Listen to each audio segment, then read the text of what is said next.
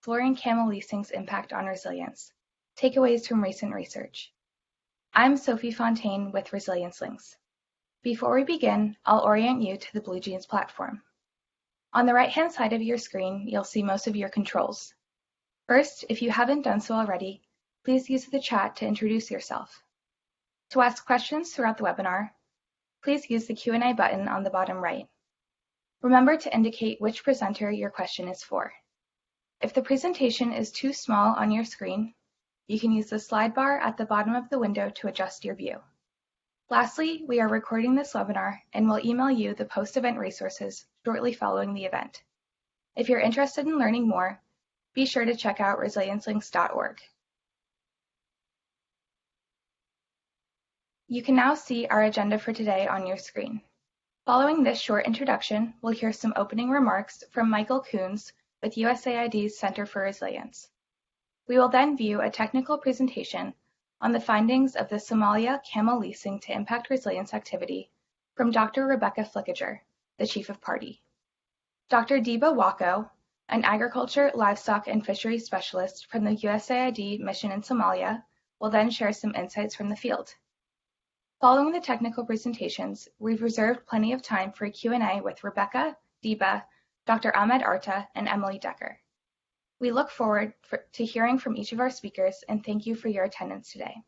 I'll now pass it to Michael Coons, Senior Knowledge Management Advisor within USAID's Center for Resilience, for some opening remarks. Hi, thank you, Sophie, and thanks to you and the entire team for organizing the Camel Leasing webinar. Hello, everyone, and welcome. It's great to see such an impressive turnout today and so much interest in innovative approaches to financing like camel leasing.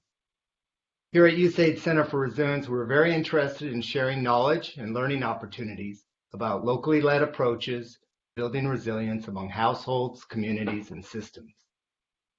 Some of you may be familiar with USAID's Market Systems Research Resilience Framework. It explores systems-level resilience, drawing from a body of research on systems thinking and behavioral science. Learning about the potential impacts of private sector initiatives like camel leasing in Somalia gives us an opportunity to consider insights into the role of local markets in strengthening systems resilience, especially when it comes to protecting against future droughts or unanticipated shocks.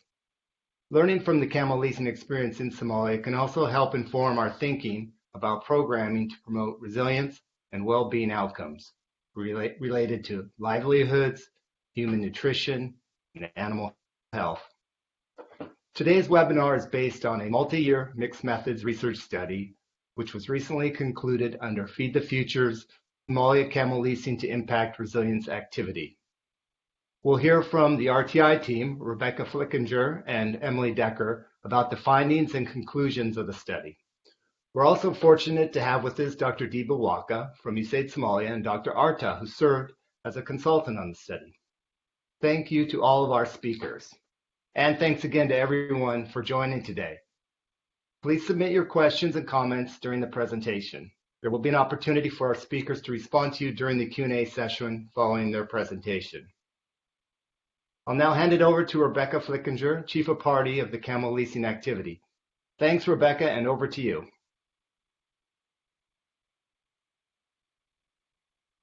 Thank you, Michael. Let's jump in. So in 2016 and 17, Somali households faced extreme hardship due to severe drought and erratic rainfalls, resulting in the deaths of many camels, loss of income, and increased household hunger. The Feed the Future Somali Camel Leasing to Impact Resilience activity was a multi-year activity funded by USAID and implemented by RTI International. The study looked at the potential impact of camel leasing on the resilience and welfare of Somali camel-herding pastoralist communities, and the camel milk dairies. You are probably wondering, what is camel leasing? It is a formal arrangement between camel milk dairies and camel-herding pastoralists. Dairies lease their lactating camels from pastoralists for a specified period of time and with a clear expectation of compensation. During the period of the lease, the dairies cover the management cost of the leased animals, and the pastoralists receive a monthly payment for their camel. Camel leasing differs from the less formal practice of camel lending, where family, friends, and clan members lend their camels to each other. Camel lending has been occurring in the region for generations, and camel leasing is a newer innovation that really gained more prominence after those droughts of 2016 and 17. The activity was a longitudinal mixed methods research study aiming to help us learn about the impact camel leasing has on the welfare and resilience capacities of pastoral households and communities, the business case for camel leasing models for the dairies, and the extent to which Somali social networks influence the camel leasing model. So there were three primary areas that we focused this study on. The activity involved two phases over 33 months, and the first phase really helps the research team to understand how camel leasing works in the region. The team reviewed data sources and conducted interviews with experts in camel pastoralism, livestock leasing, and resilience. The phase 1 findings were incorporated into the phase 2 longitudinal exploratory study design, which involved a value chain analysis and a series of surveys and focus group discussions. Data were intentionally collected at multiple time points between 2020 and 2022 to help us understand if there was a change in perspective or experiences over time. The surveys and focus group discussions involved pastoralists who lease and do not lease camels, dairies who lease and do not lease, as well as community members and milk market representatives. So we really learned from a broad range of perspectives and experiences. There were certainly limitations to this study that we would like to acknowledge. First, participants self-identified as to whether they leased camels. You'll see in the presentation that we note leasing and previously leasing kind of often, and these previous leasers are individuals who changed their status during the study. Also, a participant panel was not maintained over time. This was a result of many factors. Some of it was this self-identification, but also phones were turned off, and that was our main way of contacting participants. Pastoralists declined to participate in later rounds, and really just the migratory and semi-nomadic lifestyles of these populations made it quite difficult to maintain a panel. Of course, COVID-19 introduced challenges, as it did the rest of the world. We had specific challenges around data collection, as well as the supervision that we had planned. So all of this together led to a smaller sample size than we anticipated. And because of the limited sample of leasing participants, the findings that are outlined here should not be interpreted as evidence of impact, but rather learnings that can help inform our future work. So I'd like to walk you through some of our key learnings. A full report of the findings will be available online in the coming months. Before we get into the research study questions, there are a few important contextual learnings I'd like to share. First, natural shocks and stresses have had an important impact on pastoralists, dairies, milk market members, and communities. Most of pastoralists surveyed reported experiencing at least one shock in the past 3 years, and 84% reported experiencing drought. Droughts have led to a loss of livestock and a decrease in milk production by limiting the amount of adequate water and pasture. Somalis use communal approaches to absorb and adapt to these shocks. 66% of surveyed pastoralists felt that their community was able to assist households experiencing difficulties from shocks. Community is ingrained in the Somali culture. Somalis help one another, and this is really important to keep in mind as we contextualize our learnings. Additionally, camel milk is a critical product to consumers and businesses in the region.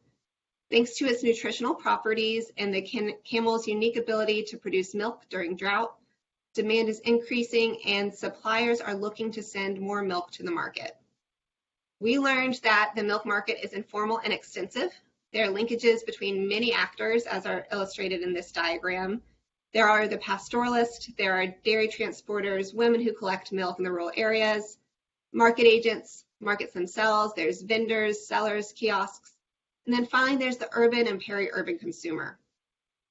So we kept the complexity of the milk value chain in mind, as well as this sense of community that's ingrained in the Somali culture when we responded to our key research questions. So this is our first research question. What impact does camel leasing have on the welfare and resilience capacities of pastoral households and communities? Camel leasing pastoralists generally felt that participating in camel leasing helps them better react to shocks compared to when they were not leasing camels. Despite the high number of shocks faced by households, most pastoralists indicated that they did not have plans to prepare for future shocks. Those who did have plans were most likely to purchase assets and save money. For most leasing pastoralists, leasing camels provided at least half of their household income, and they report being able to save more money due to leasing. The increased income was most often used for purchasing food, and then it was also used to pay school fees, purchase clothes, water, health services like medication, expenses for livestock. And furthermore, the data show an upward trend over the course of the study in the proportion of leasing and previously leasing households who can save cash, while the proportion of the non-leasing households able to save cash really remained the same. Findings from the study suggest that earnings from camel leasing also contribute to the pastoralist's ability to care for their families. Most leasing pastoralists report that they were sending their children to school because of the income generated from leasing, and more pastoralists who lease send girls to school than those who do not lease. There is a 54% enrollment rate amongst leasers compared to 46% amongst non-leasers. Qualitative data suggested that the income generated from leasing enabled more children to be sent to school for the very first time.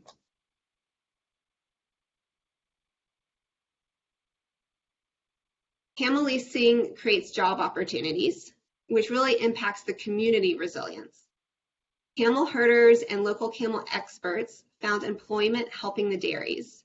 And the dairies also employ youth in jobs like herding, milking, and feeding the camels.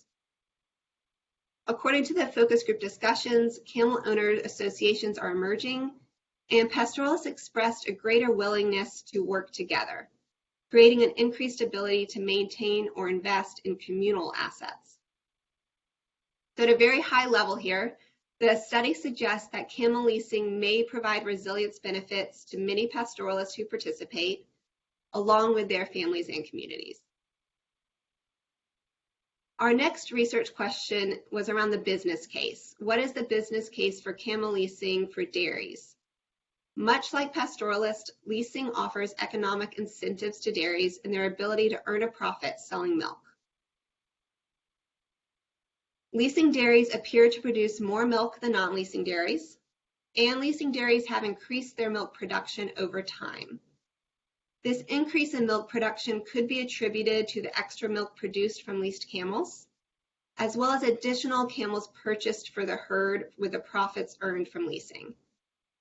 Since leasing dairies are able to support larger herds, they also typically own more female lactating camels than the non-leasing group. Leasing dairies also report having accumulated more assets since leasing, which most commonly include more camels, water reservoirs, fodder production equipment. And like pastoralists, dairies are vulnerable to the various shocks and risks that threaten the resilience of their herd. By taking measures to support the leased camels, the leasing dairies are demonstrating an ability to invest in more resources, accumulate assets, and support a larger camel herd, which in turn may make their camel herd and dairy business more resilient to the effects of shocks. So the measures that the dairies are taking to lease their camels are actually in line with adaptive measures that might prepare them for shock. The big picture here for dairies is that camel leasing provides an opportunity to increase milk production and milk sales, and an increased profit, which can be reinvested into their business. And then our next research question was around the extent to which Somali social networks influenced the camel leasing model. Social networks established with pastoralists are important for dairies, as their relationship can provide opportunity to access other pastoralists and grow their business. We heard throughout the focus group discussions that folks really preferred to establish leases with people that they know, because trust is a critical element in deciding to lease. You must trust that your camel will be well cared for by both parties. Pastoralists emphasize the need for due diligence by taking the time to assess the capacity of the dairy farm before establishing a lease. And really, the social networks with the community members can serve as brokers in the establishment of agreements. We found that most pastoralists only lease to one dairy farm at a time, and most dairies prefer to lease from a small number of pastoralists as well. Over time, the data is showing a trend toward a larger number of camels leased from a smaller number of pastoralists. So social networks and community relationships and a sense of trust among all parties are important components of camel leasing and the business practice. While there are certainly many positive implications of camel leasing in terms of resilience and welfare amongst various participants, experiences were not universal, and responses from the focus group discussions really reflected some of the negative attributes towards leasing. Thinking back to that value chain at the beginning of this presentation, there are many actors within various stages of the value chain who are impacted differently by camel leasing. And so we must consider this holistic impact of this arrangement when we're trying to think about scaling or implementing this in other places. Some examples are that some pastoralists were dissatisfied with the overmilking of their camels. The majority of pastoralists reported their household camel milk consumption decreased in the last year. This might reflect that the camels being removed from the communities is impacting the access to the nutrition from that camel milk in that community. There's a decrease in the availability of grazing land for pastoralists. And most notably, the impact of leasing is pushing out small milk sellers from the market, particularly women who used to get their milk from pastoralists to sell. This was noted across all the focus group discussions. The competition between dairies and the milk market traders also extends to donor support and funding, where both groups are really vying for the same support. So camel leasing is generally seen as advantageous for pastoralists and dairies. For pastoralists, camel leasing has led to positive changes in income and ability to save cash and purchase assets. For dairies, camel leasing provided an opportunity to maintain consistent milk sales, generate profits, and invest in improving their farm.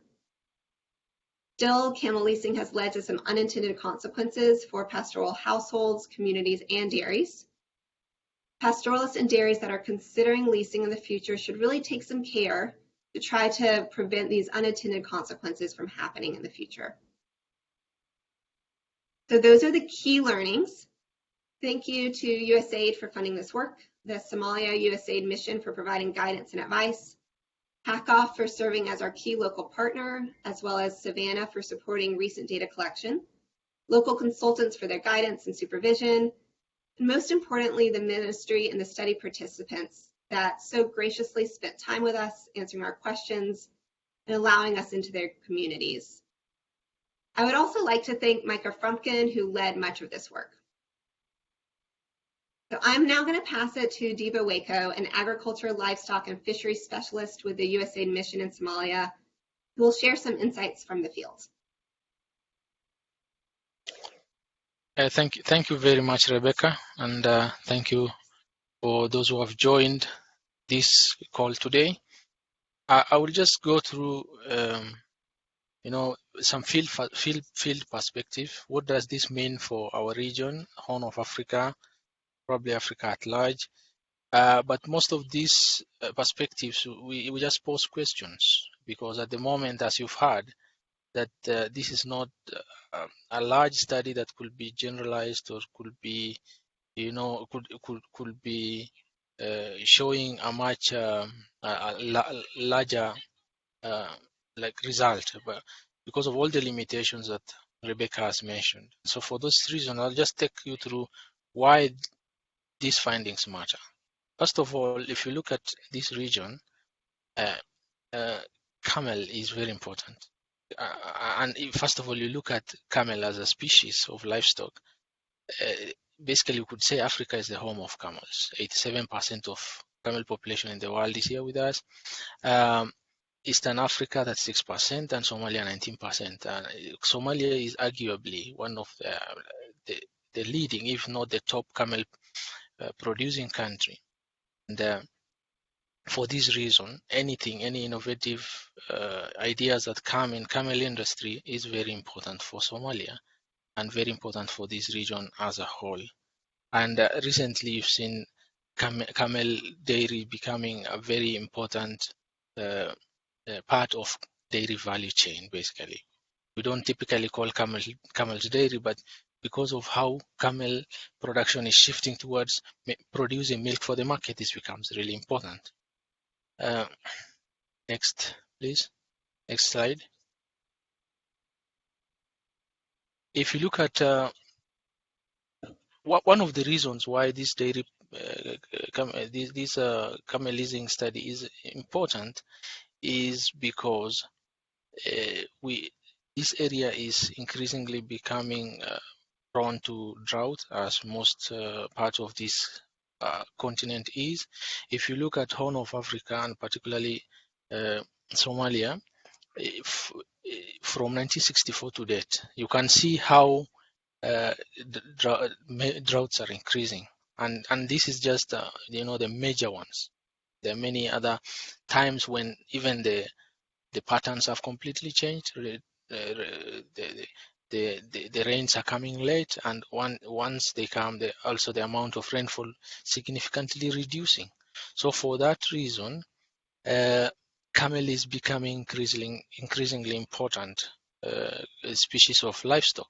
If you look at these pictures, cattle, sheep and goats, and in every single drought we'll see they are the most hit species of livestock, and definitely the production from these animals during the drought is completely, almost you can say, especially in terms of milk, is completely non-existent. If you look at camels, as the previous speaker mentioned, even during droughts produces milk, and so for that reason, any innovation that comes through this value chain becomes really important. The distance to pasture and water increasing, rangeland shrinking, and because pastoralists wander with animals during this time even more than the other times, access to market becomes very poor. So for that reason, an idea where pastoralists could continue earning a living from this species of livestock through through innovation like camel leasing, this becomes very important. So next slide, please. So that we ask this question, what are the benefits? We've already seen these have been highlighted on the right side of this slide. You can see that are highlighted. No, first of all, it's a locally driven, demand-driven idea. This is not something that has been introduced by someone from that community. The community saw an opportunity and responded to that market opportunity. So it's a market-based idea, and that's what makes it, first of all, important. So the question we ask, will this happen elsewhere? Reduced labor costs for pastoralists, because the livestock, the dairy, the milk producing camels are with dairies being fed, being taken care of, and at the same time they have improved access to market and increased income. So the question is, what other benefits, possible benefits that could be created, could arise from this activity. This on the right side of the slide, just questions we are posing. Have camel dairies that are leasing camels from pastoralists. Remember, it takes like 5 to 6 years for a camel calf to grow to an age where it could be bred and producing milk, and so dairies that come up will take time to reach there. So if these dairies are increasingly leasing camels from the local pastoralists, so and creating sizable herds, then could this create demand for commercial feeds? Because they are in the larger research findings, we will see that they are increasingly feeding grains to livestock, to camels, and so could this create demand for commercial feeds? Because if you looked at keenly at Rebecca's presentation, there are many other value chains that are linked to this, and feed is one of them. Could this improve animal health service delivery? Because currently, I've worked in these pastoral areas for past 14 years or so, and it is very difficult to provide animal health services because pastoralists are wandering everywhere here and there, and they don't have good access to animal health services. Would these dairies be something that stimulates animal health services? Because market-based approaches creates demand for a service that then let's say private animal health service providers would come in and provide this service, and in turn also provide services to other people around. Could this improve transportation of methods of milk? For years, you've seen milk being transported in plastic cans hung on vehicles, and so these dairies are increasingly using better methods of transportation. And could these dairies then act as a center of adoption of technology, where you could introduce technology? Also, these are questions we need to pose that could arise as a result of dairies that are increasingly leasing camels from the pastoralist. Next slide, please.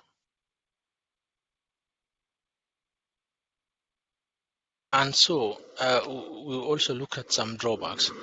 And my focus here is not on the drawbacks, because the drawbacks have already been mentioned by Rebecca. What I would focus on this is how could this, just pose some questions, how this could be overcome. For example, the pastoralists that are leasing are complaining about poor care for the animals. They are over milked, and this is, remember, our pastoralists, even now dairies, they just feed milk to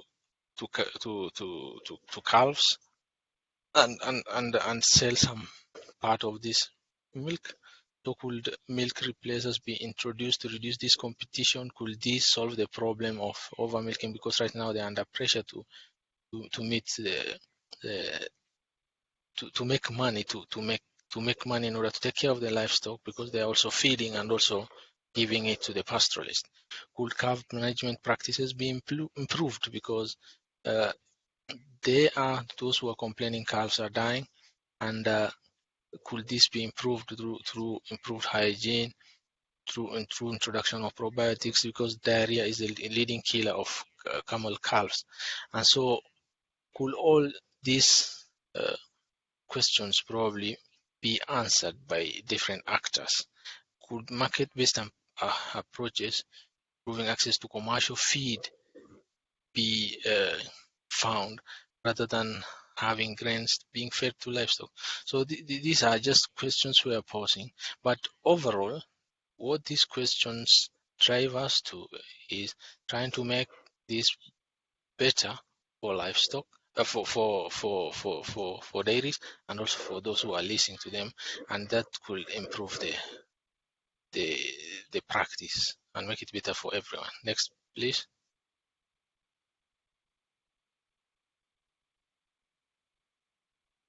So that's it from me. And now I would like to hand over to Samantha, a senior learning advisor with the Feed the Future Data Learning training activity, who will take us through question and answer session. Thank you. Thank you so very much, Diba. Hello, good morning, good afternoon, everyone. I'm Samantha, and I'll be helping with the moderated Q&A. We'll have about 30 minutes for this discussion, and we're looking forward to hearing from as many of you as possible. Please use the Q&A function on the right side of your screen to be able to add questions. You can also upvote questions if there's one that you think is particularly great and you'd love to see answered. If possible, please indicate who you'd like to have answer the question. If not, we'll assign that to a person here on our panel group. In addition to Rebecca and Diba, we're also very excited to have Emily Decker, the quantitative lead on the activity, be one of our panelists, as well as Dr. Ahmed Arta, who served as a consultant for the camel leasing activity and has also worked with Somaliland's Ministry of Livestock. To get us started, we have a question that we'd like to pose to Diba. This question is, can any of these lessons or findings be applied to livestock or other countries? Over to you, Diba. Thank you very much. Yes, to other countries, no, probably to other livestock. And I would like to highlight the two answers that I've given. If you look at yes first, which is other countries, for example, look at countries in the region closer home. Look at Kenya, look at Ethiopia. There are a large number of camels in these communities, particularly those that border Somalia. If you work with these communities, you realize that the camel milk supply to urban centers are increasing, and they are becoming highly organized. And they are, for example, Kenya, Garissa, Isiolo, Voi, Maungu. There are a lot of ranches that are leased, these ranches that are keeping camels in this region that are supplying major cities like Mombasa, Nairobi. And therefore camel leasing becomes relevant, because if you could lease and if it is profitable, then why would you wait for years to bring up your herd to a level where you can make meaningful business with dairies? When it comes to Ethiopia, there are the regions, so for example, Somali regions of Ethiopia. The answer I would give for this is the same. For other species of livestock, because they are largely not milk producing, most of our cattle species and sheep and goat species that we have, probably I would say at this time no, unless I am corrected. Over to you. Thank you. Thank you very much, Diba, for that response. Our next question is, what do you feel was your most interesting finding? I'd like to ask Dr. Arta to start off a response to this question. Dr. Arta. Yes, thank you very much, Samantha, and hello, everybody.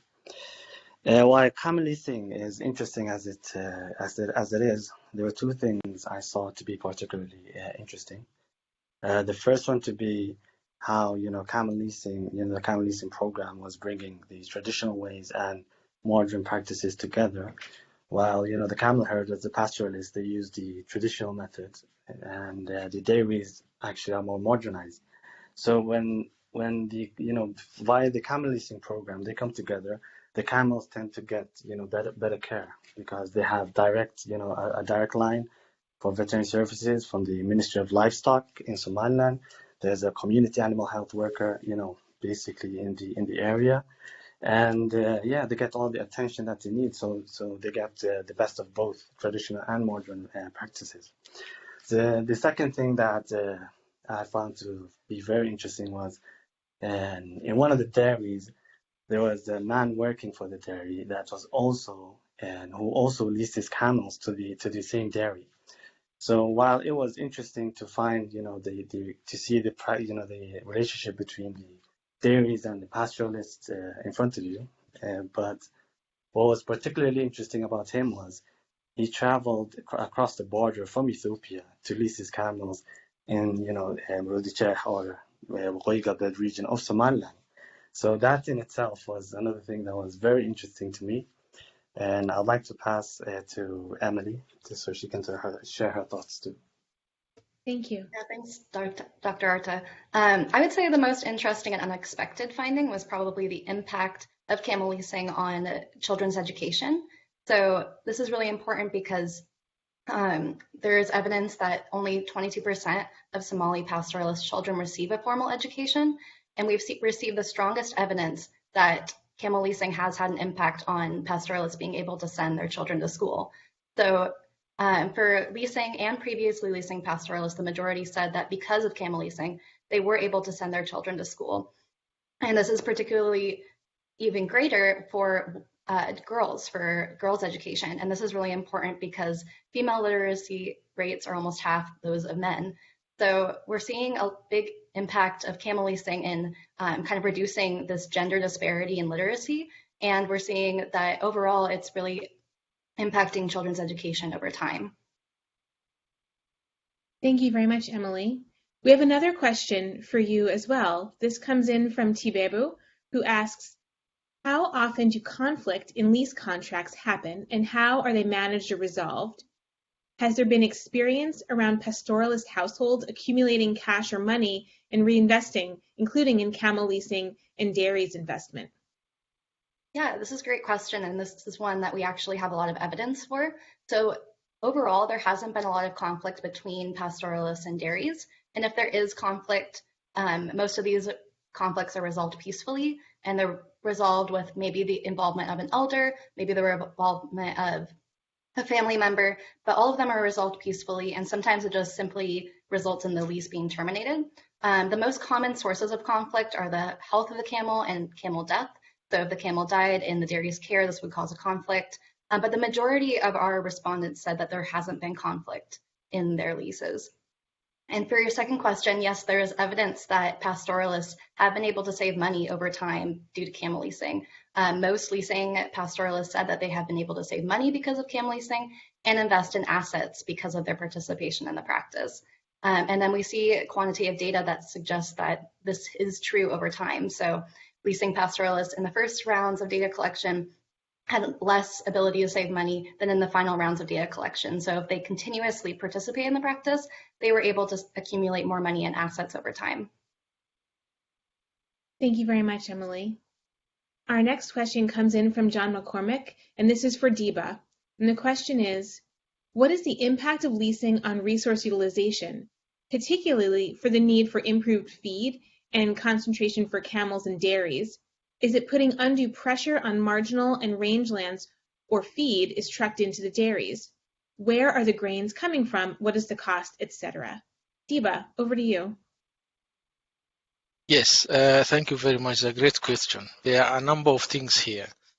In terms of where grains come from, grains are just in the market, and this is, you have seen, I'm sure many of you have seen over the years, when farming or drought strikes, people actually share grains with their livestock. So these same grains we give to our, we cook, we use as food for our families, the same grains that the pastoralists buy for their livestock when they are desperately in need of feed. Does this put constraint on resources?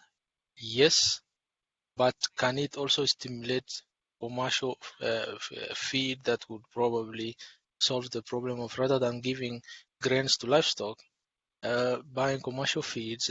These are market-based approaches. When businesses find opportunities for this and they come in and produce feeds, particularly feeds that are used for maintenance, for example, during drought, that could help these animals, that's great.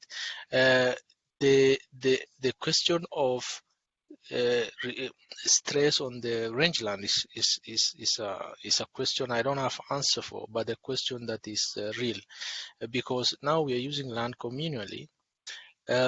When it comes to then dairies, they would have their own pieces of land. As you've seen, even in these studies, that those who are having dairies, they're having pieces of land that they use for these dairies. And so would this compete with the pastoralists? For sure, yes. But we've seen also a positive tide from our communities in Kenya. This has nothing to do with leasing, but has a lot to do with the dairies. You realize that areas that were largely underutilized for livestock production, chunks of land, and communities leasing to dairies that are making good business, and at the same time also paying back to the community because they are paying for the land, and that this land is alternatively utilized. So there are a lot of things. These things are interlinked, and it's not this or that. So this is a number of things, but I think there are some positives and also some negatives. Thank you. Thank you very much, Deepa. And thanks everyone for these wonderful questions. Please keep them coming. Our next question comes from Andrew Bisson, who asks, is there any evidence of fodder or forage production responding to greater commercialization in the camel dairy sector? May offset environmental degradation issues if managed effectively. Rebecca, would you like to please answer this first?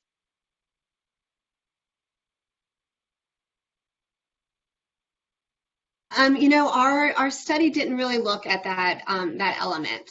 So I don't think we can do justice to that question right now, but I'd be happy to discuss with some colleagues that might have thoughts on that and get back to you. Thank you, Rebecca. Deepa or anyone else have any additional comments to what Rebecca has just shared?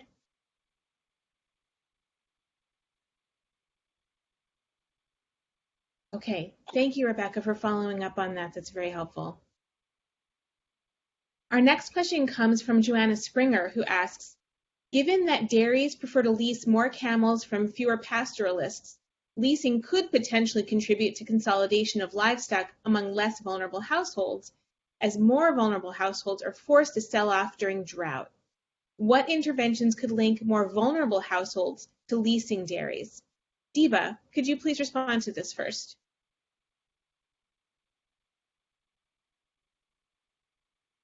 Thank you for this question. Okay, they are leasing from fewer households, yes, but to the best of my knowledge, this is just through networks that are already existing, and so you could say that the marginalized communities largely are not great at having networks, and most of the networks are increasingly from the, especially typically in Somalia, clans that are dominantly controlling resources and stuff. So from that aspect, you can say this could be a downside for the poor, for the probably marginalized communities. But I don't have a great answer for this in terms of what could be done to counter this. If anybody has something to add, you could. Thank you. Thank you very much, Deepa. Emily, would you like to provide an additional response? Yeah, thanks. I would say that there is evidence that leasing pastoralists who are able to participate are generally better off than pastoralists who aren't able to participate. So we are seeing a little bit of self-selection because it's not reaching the most vulnerable households. I think that's mostly because if you are lower income, if you have less assets, then you're not able to risk losing your assets to a dairy. And there's a lot of trust that's involved in that relationship. And you need to be able to make sure that your most valuable asset is taken care of. And I would say that non-leasing pastoralists are a little bit more hesitant to entrust a dairy with their camel because they are a little more risk averse to leasing their camel. So I think what interventions could link more vulnerable households. It's not that non-leasing pastoralists are unable to find a dairy to lease to. It's simply that they don't trust the dairy enough to participate. So they're able to find that dairy, but they just they care too much about, or they're concerned more for their care of their camel than making money from the practice. So I would say that it's more of incentivizing and kind of reducing that risk of losing your assets. So we would just need to make sure that if more people are to participate in this practice, that it becomes less risky and that there is a kind of safety net for pastoralists who are more averse to participating. Thank you very much, Diba and Emily. Our next question comes in from Dr. Kisa Juma Ngewa, who asks, what traditional or modern instruments are used for potential conflict resolution, like the death of a leased camel? Now, this was alluded to earlier with the conflict question, so I didn't know if there were any other additions, Rebecca or Emily, to answer this question. Sure, I'd be happy to answer. And unfortunately, Dr. Arta is having some technical difficulties, so he has shared some of his thoughts as well. You know, this is very much a traditional society, and they follow traditional norms. So when conflict has arisen, according to the data that we've received, it is really handled in traditional methods where elders and community members who witnessed the lease agreement help make the decision for the group. So they follow traditional methods where the elder of the community helps make these decisions. Are there any modern instruments or modern conflict resolution techniques or tools that are used? Not in any of the conversations we had, very much traditional. Thank you very much, Rebecca. Emily, anything you would add? No, I would agree with that. It's involving the elder or a family member to resolve the conflict. Thank you very much. All right, our next question comes from Kristen Oplanek, who says, how to address the pushing out of small milk sellers is an interesting and broadly generalizable problem. Wherever market innovations happen, inevitably the less competitive market actors get pushed out. This is part of the larger conversation going on now in regards to just transition in relation to our climate work. How do we support those who can no longer compete or whose market function becomes obsolete to transition to a new and better role? Diba, what are your thoughts in response to this question? Thank you. This is a great question. These questions that we've asked and I've had in mind, and I have no answer for. But you know, just to brainstorm.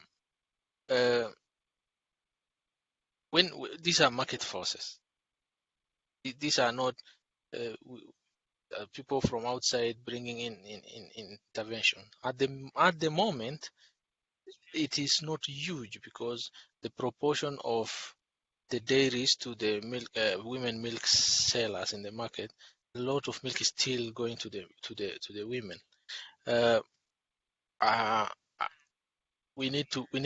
It's a question we need to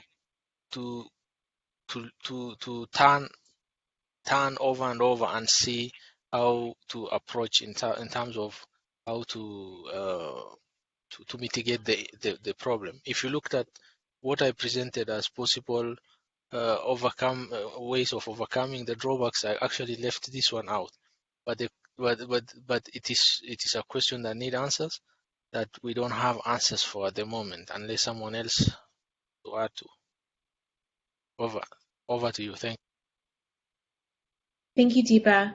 Rebecca, do you have any thoughts you'd like to share?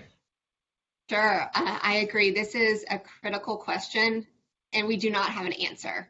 And so I do think that this is something that should be explored further. This is something that should be picked up by the community to try and kind of test out some different approaches.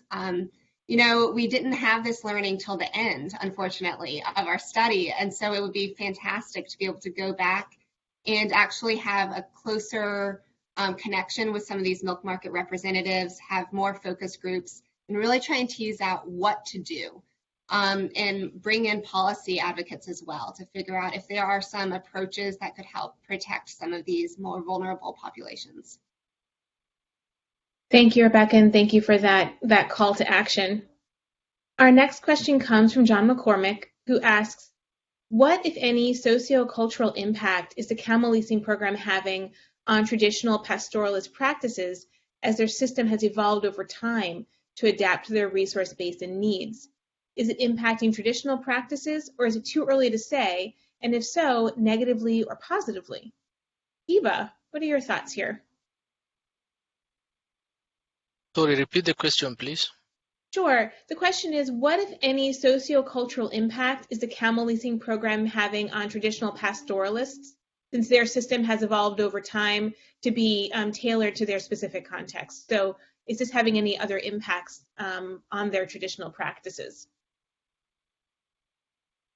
Sure. Okay. Already we've highlighted a number of impacts in terms of economic impact, but socio-cultural practices, they generally these are people who live with their animals, and they're not just keeping animals for businesses.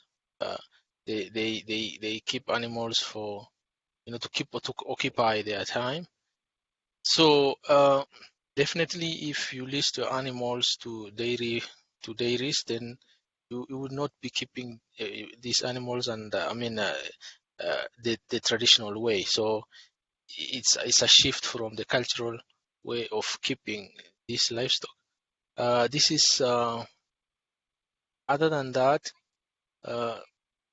I don't have anything coming to mind right away, but definitely this is a shift from what they used to do, and so must have some socio-cultural impacts as well. Because initially, for example, what the greatest example that's closest to camel leasing we have is camel lending. So probably what could that mean for camel lending if you have having alternative source of making money by leasing camels? Remember, traditionally we keep camels, drink milk, and what the surplus you could lend to your neighbors, or I mean to your relatives. But if there is if there is a serious way of making money, then this could compete with the traditional camel lending as aspect as well. It's not something that the researchers looked into, but when we're just brainstorming, this is the likely impact I would see. They are already increasingly not drinking, they are drinking less and selling more. So if they're doing that, then they can't lend to others as well. And so maybe there are many other impacts that could arise, but these are we are yet to explore everything. Over to you. Thank you. Thank you so much, Diba.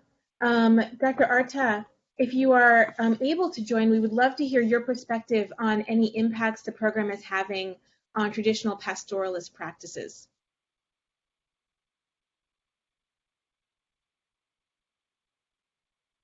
Dr. Arta, are you able to join us and speak? Yes, sorry. Well, thank you. Yes, please, go ahead.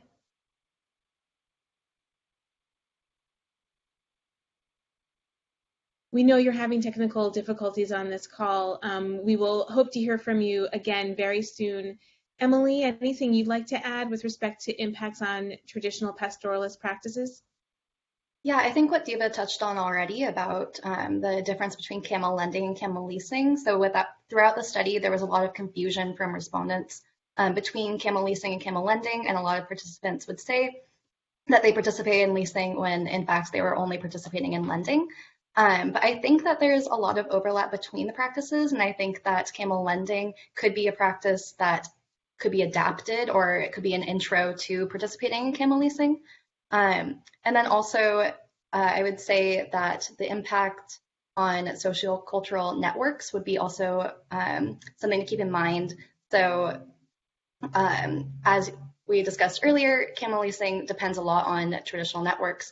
So I think that the relationship between a pastoralist and a dairy could become stronger, or could be kind of altering these social networks in a way, but it would be something to look at more in further research.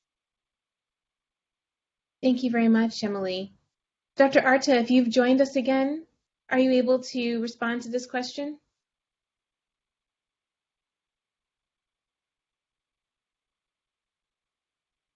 Okay, we'll move on and hope to hear from Dr. Arta soon. Our next question comes in from Micah Frumkin, who says, there are important takeaways for Somali households and dairies that may differ from what this audience is interested in. What do you see as the key takeaways for them, and how do you plan to share them accordingly? We'll start with you, Diba. Key takeaway for Somali households on how they could benefit from this. That's the question? The question is if there are any important takeaways for Somali households and dairies that differ from what this audience is interested in. What do you see as takeaways for them, and how do you plan to share them accordingly? I think, okay, the takeaways for them, first of all, this is an innovative idea that is not widespread. It is something that is marketed in a specific area found out. And so what is important here is for the pastoralists, for Somali household, is how they could get this information. That's the one important takeaway. And second is the importance of leasing these camels and getting income through lean season, and at the same time keeping your animal and also getting part of the milk. These are not things, that's knowledge that is out there with every household. It's an important takeaway. And remember also the aspect of somebody else taking over the responsibility of this, feeding this animal. And so, look, when drought attacks or strikes, most of the time, we are so desperate that at some point we even start slaughtering these animals and giving money to the pastoral household. Some of them just die and they lose the money, the livestock. But here you are keeping your livestock, your animal with the dairy through all this drought period, where the animal is feeding and surviving the drought, and at the same time you are getting income from it. And so I think this is an important thing for a Somali household to understand. The ways of getting this to them through different fora, where, because the Somali population is largely dependent on donor funding, and so there are so many donor activities. They are working groups, different working groups, and so these are avenues of, first of all, reaching different actors that are intervening, such that this is the first step of transmitting this information.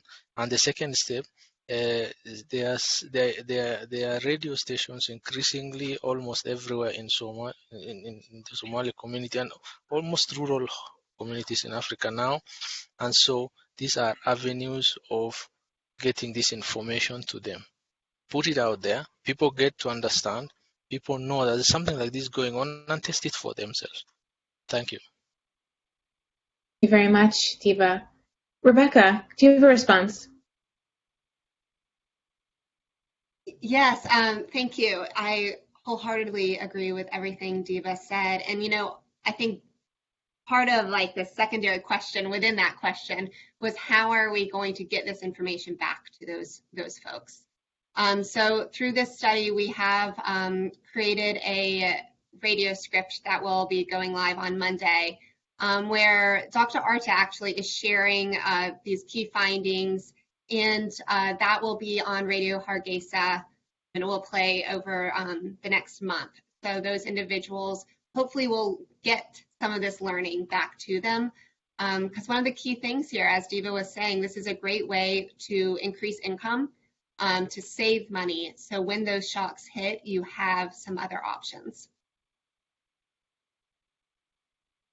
Thank you, Rebecca. Emily, anything that you'd like to add? Yeah, I agree with Rebecca and Diba, and I would just like to add that camel leasing being used as a method to reduce the impact of drought is really important to stress, because I think that a lot of non-leasing pastoralists are concerned with the risk of losing their camel or trusting the dairy farm with this important asset. But it's important to remember that it's more of a long-term investment.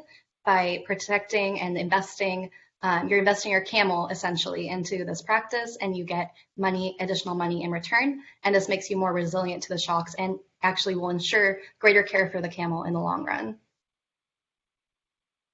Thank you very much, Emily.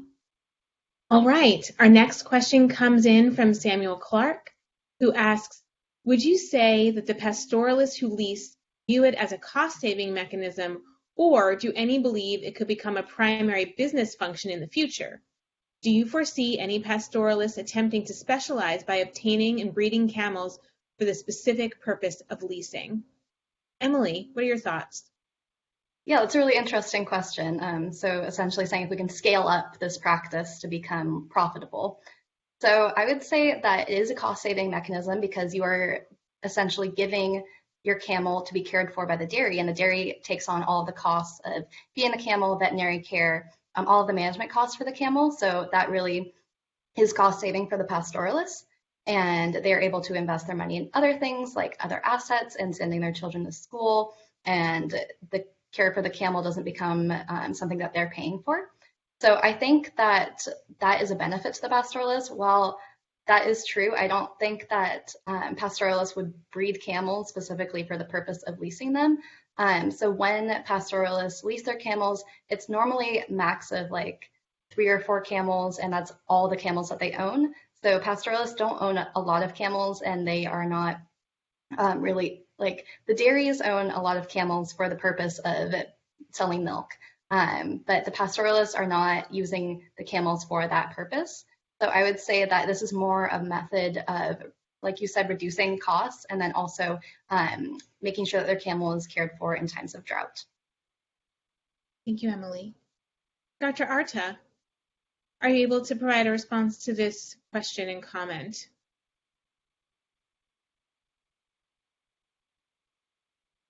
Can you ask me the question? Of course. Would you say that the pastoralists who lease view it as a cost-saving mechanism, or do any believe it could become a primary business function in the future? Do you foresee any pastoralists attempting to specialize by obtaining and breeding camels for the specific purpose of leasing?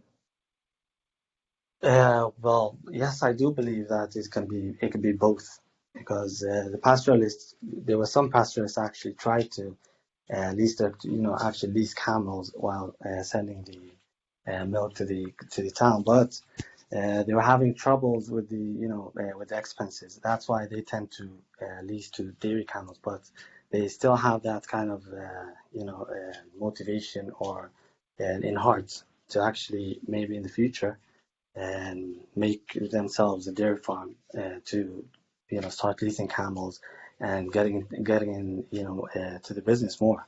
I hope that answers the question. Thank you, Dr. Arta. While we have you and we have a good connection, I wanted just to go back very quickly to see if you had any comments on the question about any socio-cultural impacts that the program might be having on traditional pastoralists.